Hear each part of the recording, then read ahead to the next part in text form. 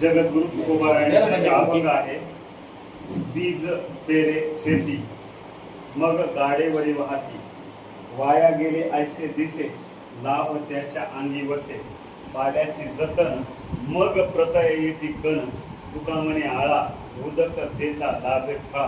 याचा अर्थ असा आहे की शेतकरी शेतामध्ये पीक पेरतो, पण त्यावेळेस काय वाटतं आपल्याला, हे वाया गेले, कारण ते फार जमिनीत आतमध्ये असतं. वाया गेले असे दिसे, पण खरा लाभ त्याच्यामध्येच असतो. ते त्याला माहीत असतं, त्याच्या डोक्यात प्लॅन असतो.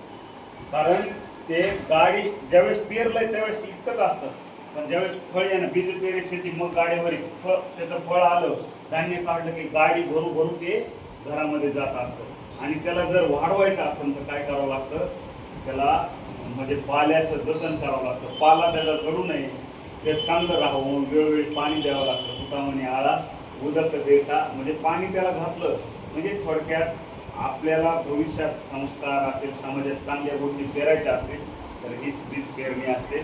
100% त्याच्यात लाभ लपलेला असतो. ती बीज पेरणी